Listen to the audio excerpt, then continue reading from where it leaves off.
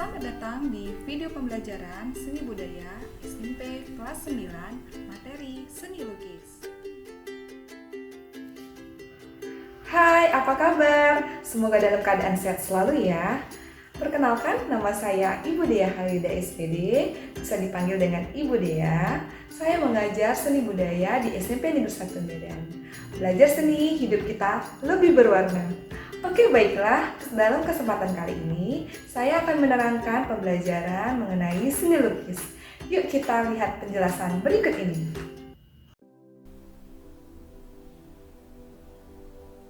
Tujuan pembelajaran.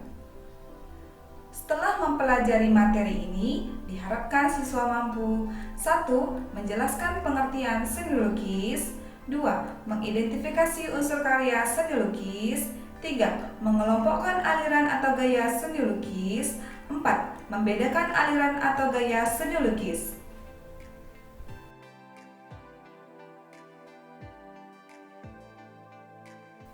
Materi yang akan kita pelajari yaitu tentang seni lukis. Apakah kamu mengetahui tentang seni lukis? Adakah yang sudah mengenal materi seni lukis? Sebelum kita masuk ke pembahasan, kita harus mengetahui terlebih dahulu pengertian dari seni lukis. Seni lukis adalah kebebasan berekspresi sebagai ungkapan perasaan manusia yang dituangkan dalam bidang dua dimensional dengan menggunakan garis dan warna. Jadi, seni lukis ini termaksud pada karya seni rupa dua dimensi. Selain mengenal pengertian seni lukis, kalian juga harus mengenal pengertian melukis. Melukis itu adalah kegiatan seni lukis di permukaan yang datar dengan melibatkan ekspresi, emosi, dan gagasan secara penuh. Jadi, kegiatannya dinamakan kegiatan melukis. Mari kita masuk ke pembahasan mengenai gaya dan aliran seni lukis. Gaya dan aliran seni lukis dibagi menjadi 3. Yang pertama, representatif, yang kedua, deformatif, yang ketiga, non-representatif. Ketiga gaya tersebut memiliki aliran-aliran yang berbeda. Mari kita bahas dari gaya yang pertama, yaitu gaya representatif. Representatif adalah perwujudan gaya seni rupa menggunakan keadaan nyata pada kehidupan masyarakat dan gaya alam. Gaya representatif dibagi menjadi 3 aliran. Aliran yang pertama yaitu naturalisme, yang kedua adalah realisme, yang ketiga adalah romantisme.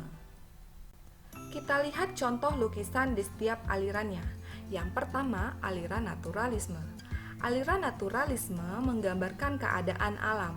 Pada lukisan tersebut terlihat ada sawah, ada pegunungan, dan ada pemandangan alam lainnya. Yang kedua, realisme. Aliran realisme yaitu kehidupan masyarakat. Pada contoh gambar tersebut ada petani mengolah sawah. Dan yang terakhir adalah aliran romantisme. Aliran romantisme yaitu cerita romantis, peristiwa yang dahsyat, tragedi, ataupun sejarah. Selanjutnya, aliran deformatif. Aliran deformatif yaitu perubahan bentuk dari aslinya sehingga menghasilkan bentuk baru, namun tidak meninggalkan bentuk dasar aslinya. Aliran ini dibagi menjadi 4. Yang pertama, ekspresionisme, yang kedua, impresionisme, yang ketiga, surrealisme, dan yang keempat, kubisme. Kita bahas terlebih dahulu ekspresionisme. Ekspresionisme adalah aliran seni rupa yang penggambarannya sesuai dengan keadaan jiwa sang pelukis yang spontan pada saat melihat objek lukisannya. Di samping ini adalah contoh lukisan dari aliran ekspresionisme. Selanjutnya, yang kedua, aliran impresionisme. Impresionisme adalah gaya atau aliran seni rupa yang penggambarannya sesuai dengan kesan objek tersebut dilukis. Impresionisme berasal dari kata impression yang berarti kesan sesaat. Di samping ini adalah contoh lukisan impresionisme. Untuk yang ketiga, yaitu aliran surrealisme. Surrealisme adalah aliran atau gaya seni rupa yang melebih-lebihkan kenyataan. Kebanyakan yang menyerupai bentuk-bentuk yang sering ada dalam mimpi. Di samping ini adalah contoh lukisan yang mengandung aliran surrealisme. Jadi, lukisan dengan aliran surrealisme ini tidak sesuai dengan logika manusia pada umumnya.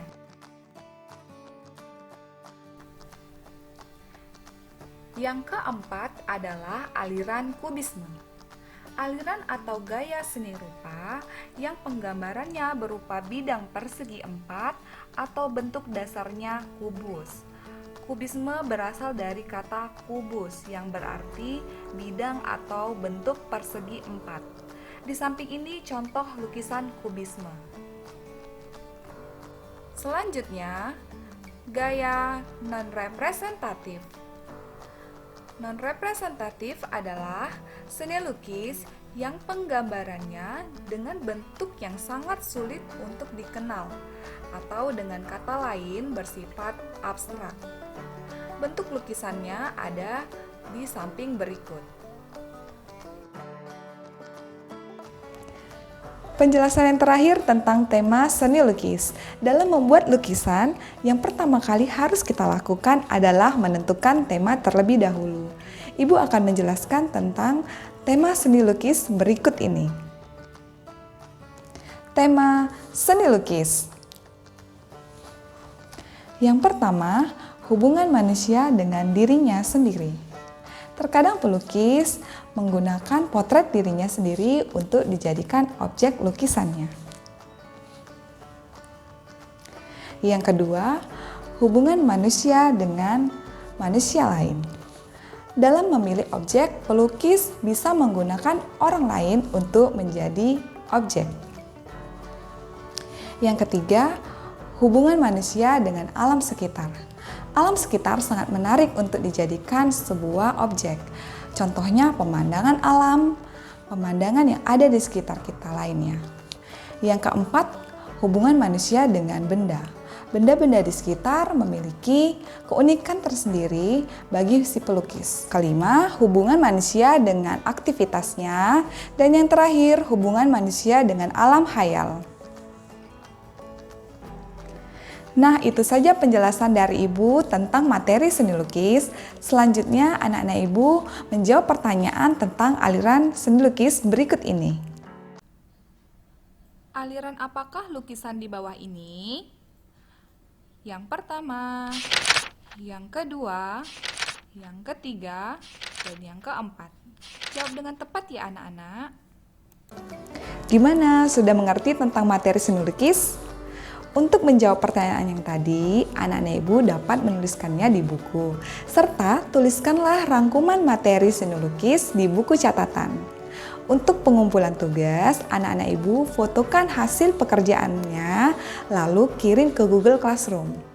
Hanya itu saja yang dapat Ibu sampaikan, semoga bermanfaat. Sampai jumpa di video pembelajaran berikutnya. Assalamualaikum warahmatullahi wabarakatuh. Salam sejahtera untuk kita semua. Dadah!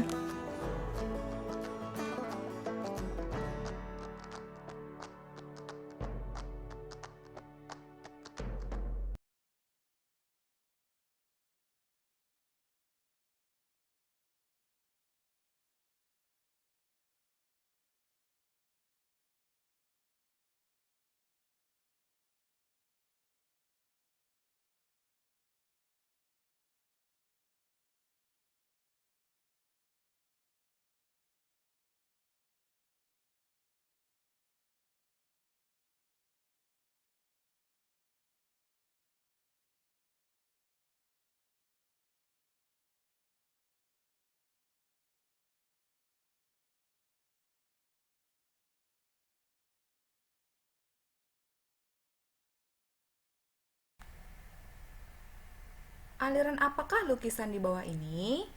Yang pertama, yang kedua, yang ketiga, dan yang keempat. Jawab yang benar ya anak-anak.